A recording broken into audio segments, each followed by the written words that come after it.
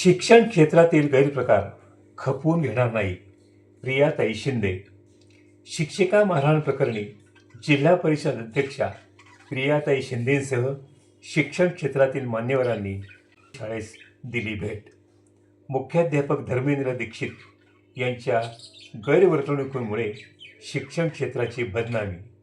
शाळेमध्ये केवळ 2 शिक्षिका व 1 मुख्याध्यापक, तिघांचे एकमेकांशी कधीही पटत नव्हते. जे विद्यार्थी मुख्याध्यापकांना डिवचायचे, टकल्या म्हणून नेहमी अपमानित करायचे, म्हणून त्यांना वर्गाबाहेर बसवले. ग्रामस्थांची माहिती.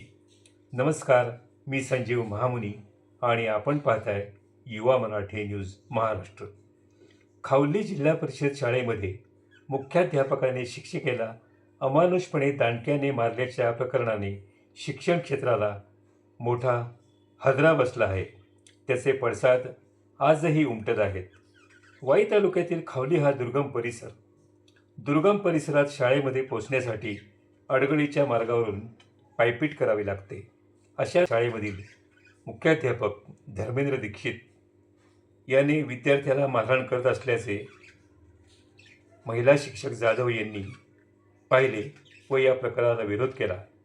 याचा राग मनात धरून मुख्याध्यापक धर्मेंद्र दीक्षित याने शाळेच्या कुंपणाचे दांडके काढून जाधव याने हातपाय, मान व पाठीवर बेदमपणे मारहाण केली. परिस्थिती हाताबाहेर जाताच विद्यार्थी व ग्रामस्थ यांनी सदर शिक्षिकेची सुटका केली व जखमी अवस्थेत त्यांना तातडीने ग्रामीण रुग्णालय वाई येथे हलवले. सदर घटना बुधवार दिनांक 16 जुलै रोजी सकाळी 10 ते 10:30 वेळेस घडली. शिक्षिका उज्ज्वला जाधव यांच्या फिर्यादीवरून वाई पोलिसांनी मुख्याध्यापक धर्मेंद्र दीक्षित याच्यावर भारतीय न्यायसंहिता कलम 118(1), 351(2), 351(3), 352 आणि बाल न्याय कलम 75 अन्वये गुन्हा दाखल करून त्यास ताब्यात घेतले. या गंभीर प्रकरणाची चौकशी करण्यासाठी सोमवार दिनांक 20 रोजी सातारा जिल्हा परिषद अध्यक्षा प्रियाताई शिंदे, शिक्षण सभापती तेजस्विनी कदम व महिला बाल कल्याण सभापती ऋतुजा शिंदे यांचेसह खावली शाळेत जाऊन घटनेची माहिती घेतली व भविष्यात अशा घटना घडू नये अशा महत्त्वाच्या सूचना दिल्या व शाळेसाठी नवीन शिक्षकाची नेमणूक करण्याबाबत सुचवले. यावेळी माजी जिल्हा परिषद अध्यक्षा अरुणादेवी पिसाळ, जिल्हा परिषद सदस्य बापूसाहेब शिंदे, पंचायत समिती सदस्य स्वप्नील गायकवाड, मुख्याध्यापक खडसे, युवा नेते विलास शिंदे, तेजस जंदाडे, सागर पवार, गट विकास अधिकारी नारायण घोलप, तालुका शिक्षण अधिकारी हर्षवर्धन मोरे व ग्रामस्थ यांची उपस्थिती होती. ही घटना घडली अत्यंत दुर्दैवी आहे आणि वाई तालुक्याचा जर शैक्षणिक गुणवत्ता आपण बघितली तर ती पूर्ण जिल्ह्यामध्ये चांगली आहे आणि त्याच वाई तालुक्यामध्ये हे घडावं हे अत्यंत अशोभनीय आहे. आणि ही घटना आहे पुनरावृत्ती होऊ नये म्हणून आपण केंद्रप्रमुखांना सक्त सूचना दिलेल्या आहेत की ज्या काही गोष्टी आपल्या स्तरावर ज्या तुम्हाला मॅनेज होत नाही आहेत त्याची लेखी किंवा तोंडी ही विस्तार अधिकारी शिक्षणाधिकाऱ्यांपर्यंत त्याची सूचना आणि नोंद केली पाहिजे. आणि दाबून ठेवण्यात किंवा समेट घडेल म्हणून तो तसाच ठेवण्यात, तात्काळ ठेवण्यात काही अर्थ नसतो.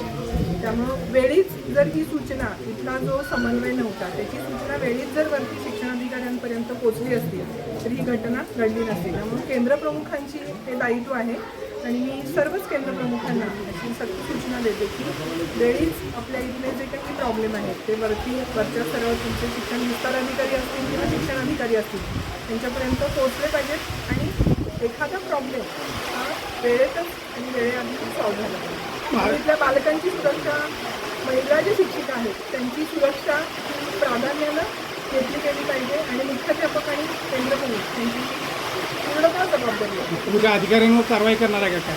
आता हे जे सगळं झाले तर ह्या शिक्षण तुमच्याच म्हणण्यात आलं की बाबा जर ते वेळेत जर हे झालं तर ही घटना घडली नसती, मग त्या अधिकाऱ्यांना तुम्ही दोषी मानता का?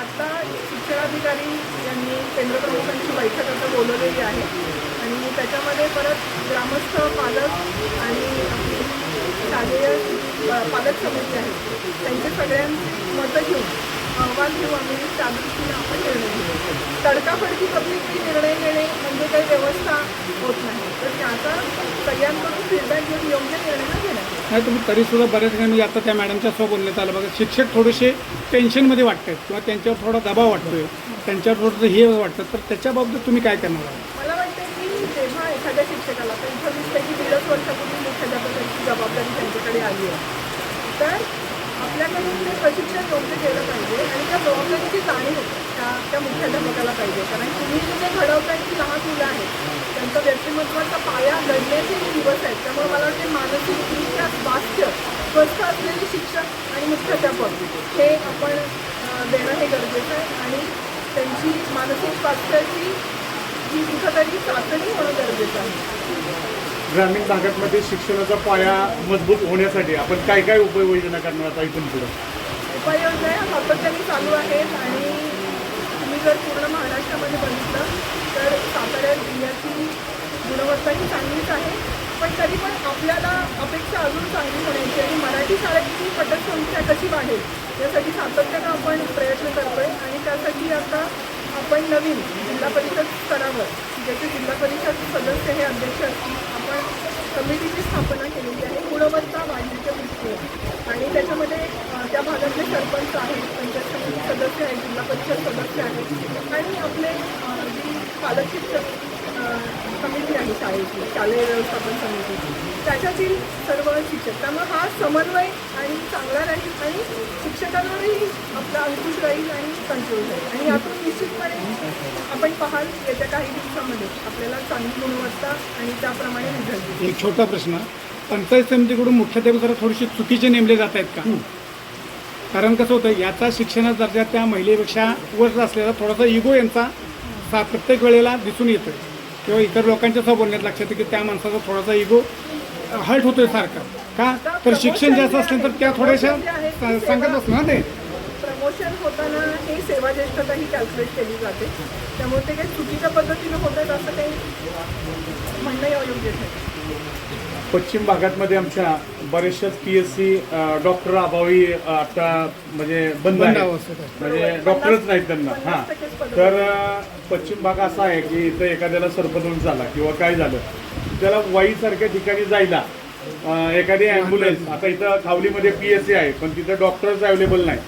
अशा ठिकाणी तुम्ही काय उपाययोजना करणार की बाबा ग्रामीण भाग आहे, हा दुर्गम भाग आहे, तर तिथं तुमच्या जिल्हा परिषदेच्या अध्यक्ष या नात्यानं अशा दुर्गम भागामध्ये ॲम्ब्युलन्सची सुविधा तुम्ही ठेवणार का? की बाबा एक महिलेला प्रस्तुतीसाठी रात्रीच्या वेळी अपरात्री असं वाईच्यासारख्या ठिकाणी न्यावं लागतं. आता पलीकडे आमच्या बाजूला लोकनेत्यांना जवळजवळ 40 वर्षापासून ते झगडतात की एखादं ग्रामीण रुग्णालय तिथं व्हावं, की हा जो पश्चिम भाग आहे हा एकदम दुर्गम भाग आहे.